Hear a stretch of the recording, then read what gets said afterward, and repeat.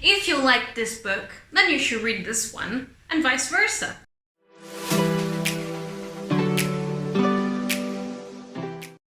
Hi everyone, welcome back to my channel. If you're new, my name is Miriam, and I'm gonna be your personal guide to discovering great books.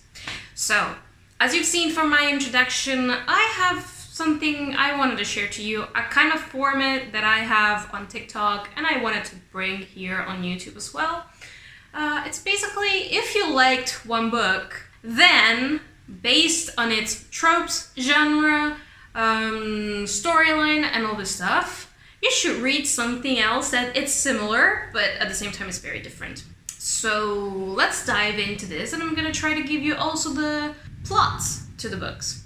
I don't have many books, like my selection is not that wide, but let's see if this works. Let's see if even just a few titles I give you will, you know, get you passionate as the other books did.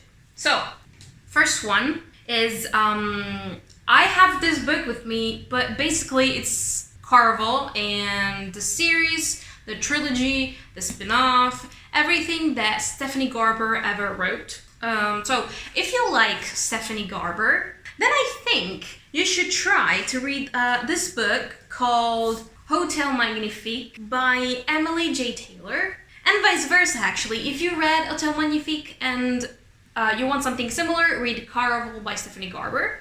Basically in Caraval, there is this, exactly Caraval, which is kind of a carnival, place full of attractions, games, that every year change place. So every year it moves and it goes to a new place nobody knows. It changes cities and it moves, and its owner, let's say inventor, whatever you want to call it, his name is Legend, and is the strongest person in this Caraval. And then we have the two main characters, Scarlett and Donatella. Two sisters who get an invitation for Caraval. They get to Caraval and they actually get to the biggest adventure of their lives. And with thunders on the background because it's a rainy day, Hotel Magnifique is different, but at the same time is pretty similar, because Hotel Magnifique is an hotel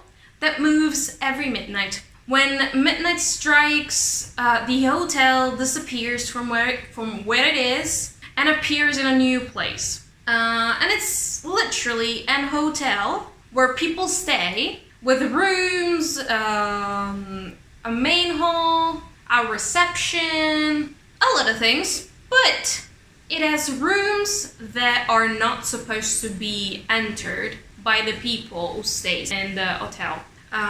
This hotel is full of mysteries. It's really something that you need to discover yourself. This edition you see, it's my Italian edition, and as you see, it's pretty gorgeous. And yes, these are my first two options, but let's move on. Moving on, we have two books that may seem different. They are different, but I think they give out the same vibes. So I'm gonna recommend them together. So we have The High Mountain Court by A.K. Mulford. And if you liked The High Mountain Court, then try reading Castles in Their Bones by Laura Sebastian, because they do give the same vibes, trust me. And of course, if you liked Castles in Their Bones, then read The High Mountain Court. And this one will soon have a sequel, like literally next month, I think. Let's talk about the story. The High Mountain Court is set in a world where witches are used by fays as, let's say, servants. Like, they're witches, but they can be what they are. And so they're used as cooks, as literally anything but what a witch is supposed to do. The thing is that there are different kind of witches. There are witches that are considered harmless, so the hunters don't even think to go catch them. And there are witches, like our main character, that are so powerful and feared that have been exterminated, and just few of them survived. And this is a journey that Remy, the main character, has to do to, you know, discover what happened to her family and try to avenge them and protect all the witches in the world. And she makes an agreement with a prince that is trying to help them. And the whole book will be about their journey to, you know, do this against a king that is very ruthless. And then we have castles in their bones. Here as well we have monarchy, a very ruthless monarchy.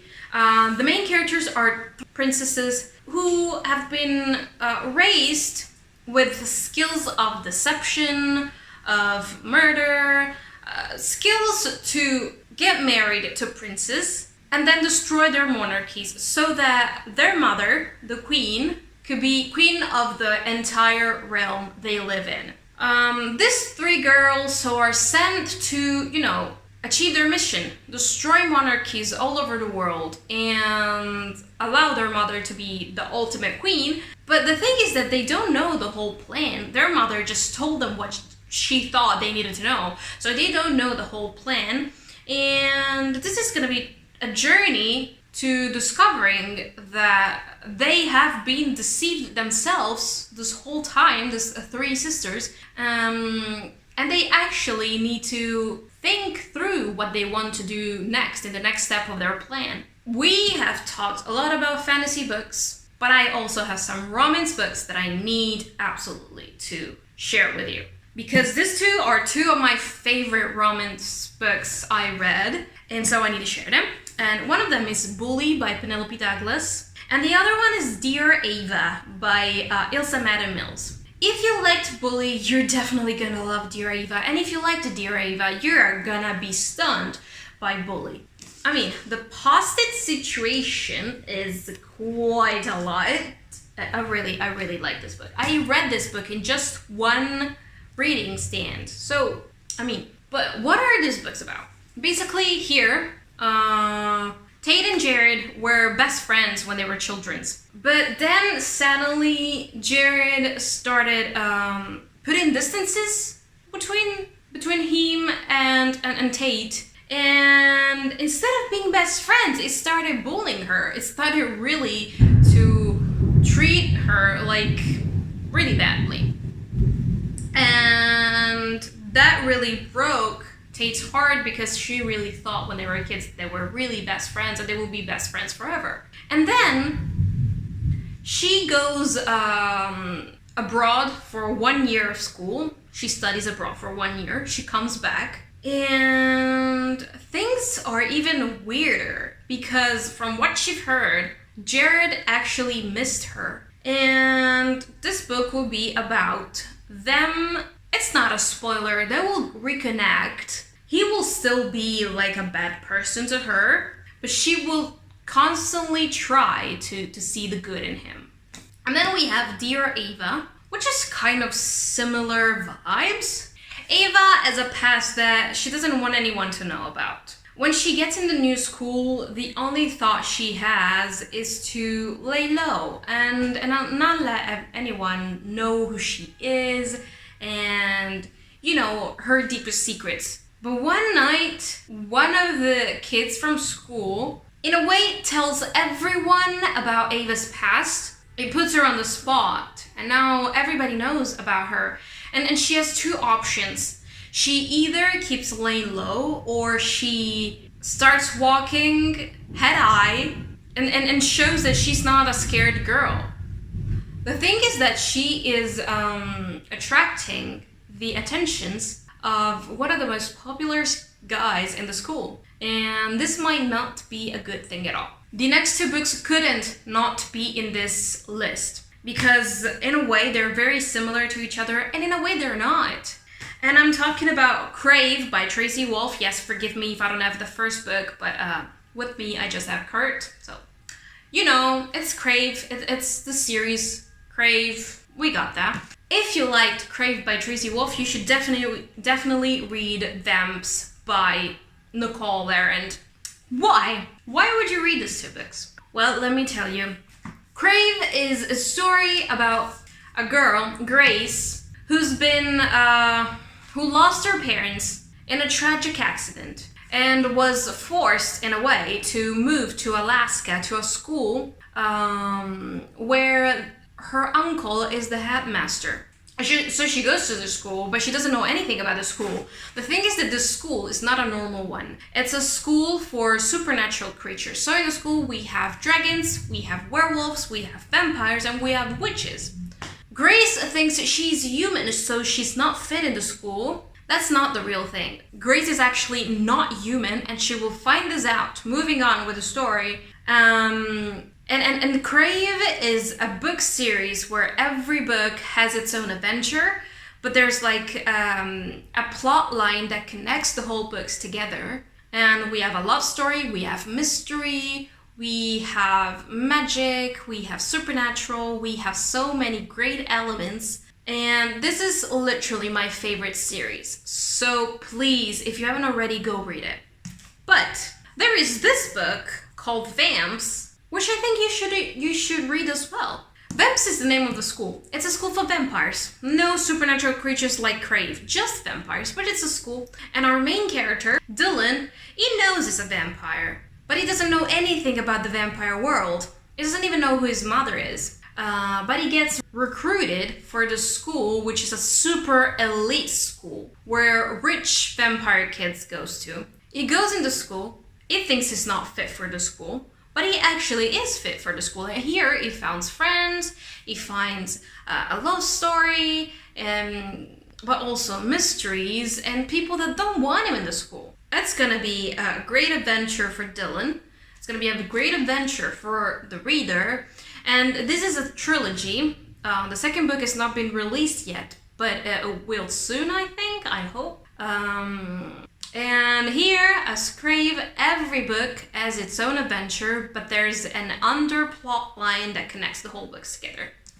I'm not finished yet. I have 4 more books to show you. But I've talked about fantasy, about romance. I realize I have not talked about an LGBTQ romantic story. So here I am, telling you that if you liked So This Is Ever After by F.T. Lukens, you will love Aristotele and Dante Discover the Secrets of the Universe by Benjamin Eliersens. I'm sorry for the pronunciation, I have no idea how to pronounce this one. Aristotele and Dante are 2 different kids, but they meet. It seems like they have nothing in common, but that's not true, and their friendship will just keep growing and growing throughout the whole book. And So This Is Ever After, we're also talking about 2 best friends, except that one of them is a prince, and the other one is, of course, his best friend. The prince has a big role. He has like a big burden on his shoulders. The thing is that he can't do that. He can't do anything without his best friend, even when he has to go and find a spouse, find a wife. He can't, because his heart is somewhere else. And with this beautiful cover, I recommend it to. And I'm gonna finish this very long list with other 2 romances. Set in college, beautiful to read. The writing is so smooth that you will not get away from the book until you finished it. And I'm talking about Misfits by Elle Kennedy and A Million Kisses in Your Lifetime. In Misfits, our main character, RJ, is new to this elite school where he really doesn't belong, because in this school everyone is rich and he is not. But from the first day, he sees a girl, which is the most popular girl at school, and he just wants her. He just gets an obsession for her, and he wants her, and he'll do everything in his power to get her attention and get to, date her and go out with her and stay and be with her.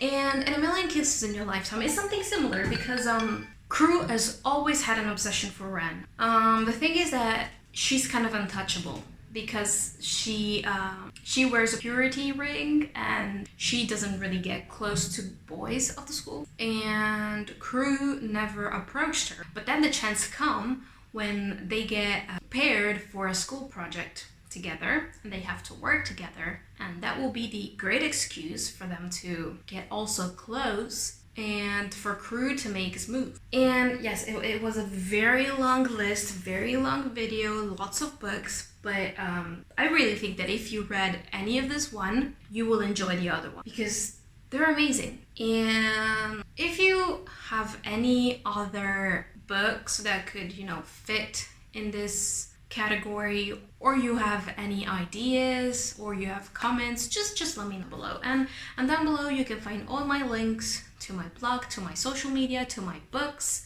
If you want to check them out, I'm really happy if you would. My latest book is called Through the Fire and is available on Amazon. If you want to go check it out, I would just be happy if you would. And don't forget to like and subscribe. That would really help for me to know that you like the contents I bring to you. And I'll see you next week.